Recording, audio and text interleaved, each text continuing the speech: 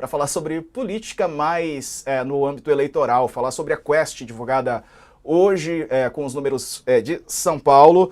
Veja que a Quest coloca Nunes, Boulos e Marçal no empate triplo na liderança. A reportagem da Ana Paula Bimbati e da Paula Almeida. A pesquisa mostra que Nunes oscilou 1 ponto percentual para cima. Boulos e Marçal mantiveram a mesma intenção de voto. O prefeito tinha 24%, Nunes tinha 24% na pesquisa do dia 18 de setembro e agora tem 25%. Boulos manteve 23% e Pablo Marçal manteve 20%. Aqui estão os números, tá? Da pesquisa estimulada, quando os números são apresentados, os nomes, melhor dizendo. Nunes 25%, Boulos 23%, Pablo Marçal 20%, Datena 6%. A Tabata está na frente do Datena, ela tem 8%, o Datena mais atrás com 6%, Marina Helena 2% são os candidatos que pontuam. Deise, como é que você vê essa pesquisa, né? E com os últimos acontecimentos? Nas últimas semanas, cadeirada, debates tumultuados, ontem a agressão, que essa pesquisa não chega a captar tanto, né? Mas de qualquer maneira, com os últimos tumultuados acontecimentos e o Marçal, que vinha numa crescente, parece que chegando ali no momento que ele não consegue mais e a rejeição dele, por outro lado, aumenta bastante, Deise. Vamos lá, Diego. Bom, a gente tem um cenário bem claro aqui nessas pesquisas, que é de, obviamente, né, de um eleitorado dividido. Então, esse empate triplo, aí ele significa que o eleitorado está muito fragmentado. Normalmente, quando acontece isso, existe uma possibilidade de crescimento rápido de um dos candidatos nas últimas semanas.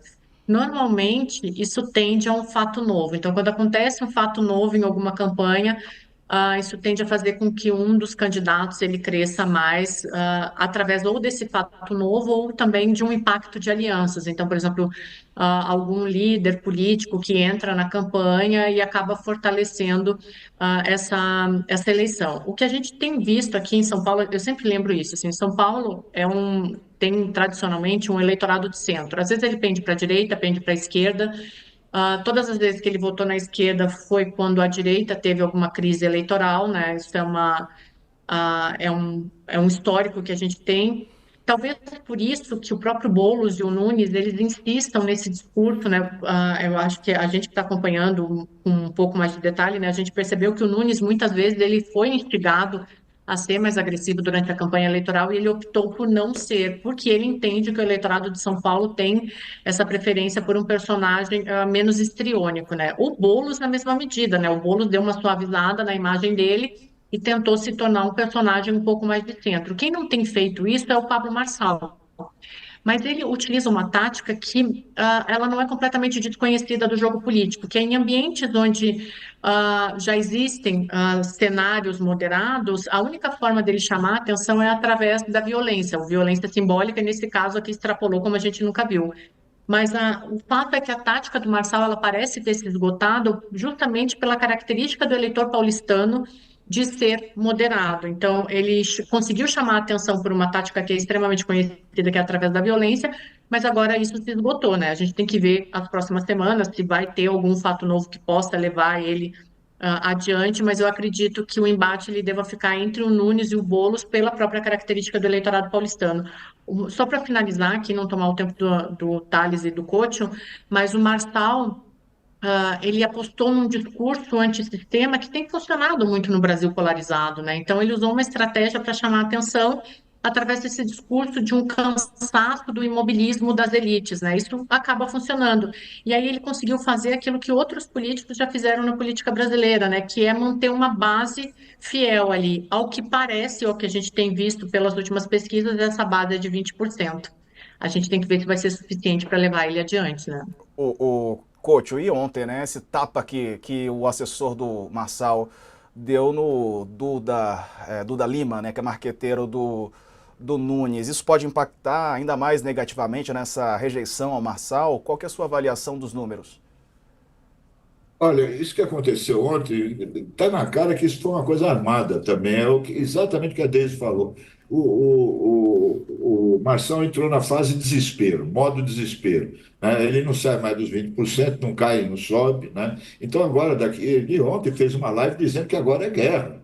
Ele declarou guerra aos outros candidatos. Quer dizer, esse cara sendo candidato, tudo mais é consequência. Agora, eu queria lembrar uma coisa, Diego, que você vai ver aí. A Quest, além da intenção de votos, fez também uma pesquisa sobre a posição política do eleitorado de São Paulo, né?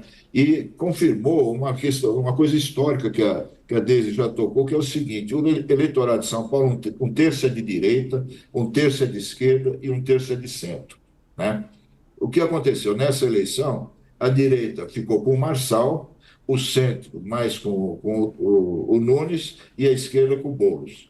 Esse centro favorece o Nunes nesse momento. Por quê? Porque o Marçal, os eleitores do Marçal, vão ter que votar no Nunes, né? Por mais que eles não queiram, né? É uma coisa quase natural, né? Porque eles não vão votar no Boulos, né? Que é o inimigo comum dos bolsonaristas.